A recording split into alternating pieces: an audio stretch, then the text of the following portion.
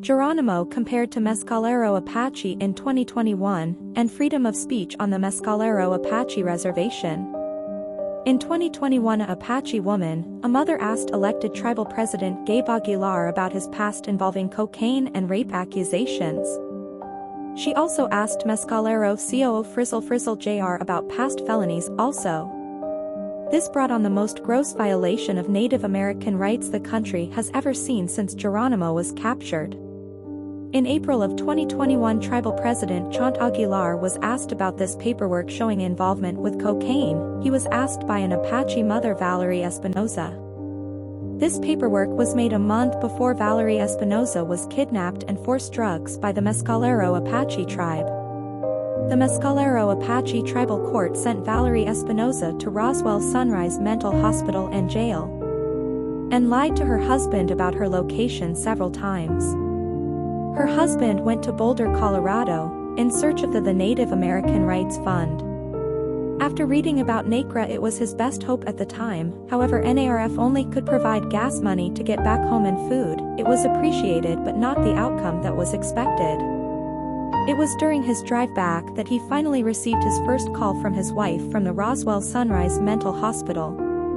The events she described to her husband proved to be malice under color of law for asking Apache tribal officials questions.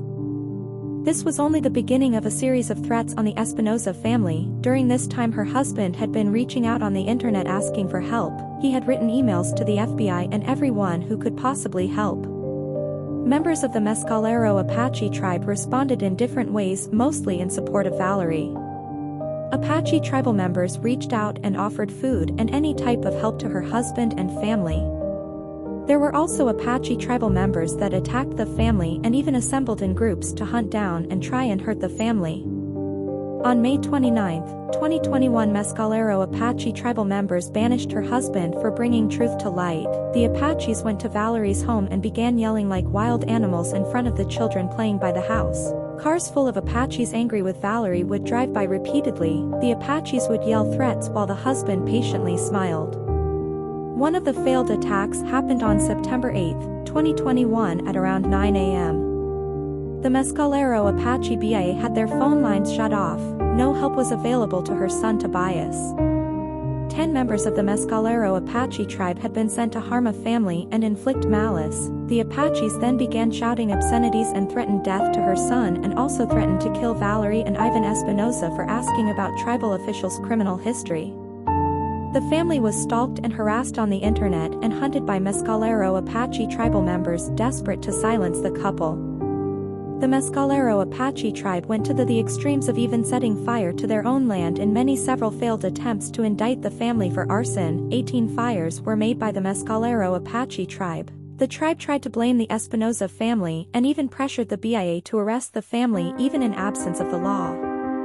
After banishing her husband, the Mescalero Apache tribe banished and disenrolled Valerie Espinoza. An attempt was even made to banish her Apache children. This is cruel and unusual punishment for asking questions. This is prior restraint and is against the law. This is malice under color of law. Apache conservation officer was involved with more than 100 fires in Mescalero. Another Apache tribal member was framed for fires Tyner Cervantes made. These fires happened around 2001. Cornell and Tyner Cervantes coordinated arson, all at the expense of American taxpayers. The Espinoza family stood up against elected cocaine felons and had lost everything, including their home, their land, even their identity. Mescalero Apache post office worker Roberta Frizzle would even tamper with the family and send their mail to the wrong locations, knowing exactly where it needed to go. After being made homeless, the Espinoza family started a business taking care of other people's homes and property. One day a client offered the family a home in exchange for work. This resulted to grow to 3 pieces of land with 1 home and a cabin available. The family is currently starting a business as a campground in Lincoln County, New Mexico. They are still stalked on the internet and even hunted by Apaches until this day. This video was made on December 12, 2023.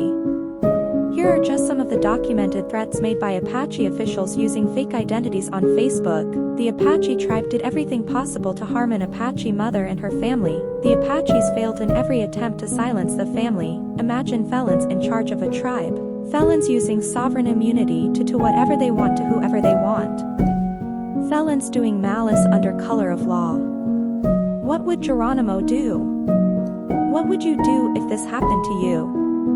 Would you be silent if the tribe threatened harm on you, or would you rise like a phoenix from the dirt they tried to bury you in and make your voice even louder? Geronimo would slap the shit out of the Mescalero Apache tribal officials for harming an Apache family under color of law. We're gonna start a fire and we have our wood pile behind me, but we start a fire and we get rolling and we have a ceremony. It's gonna be beautiful. Beautiful ceremony.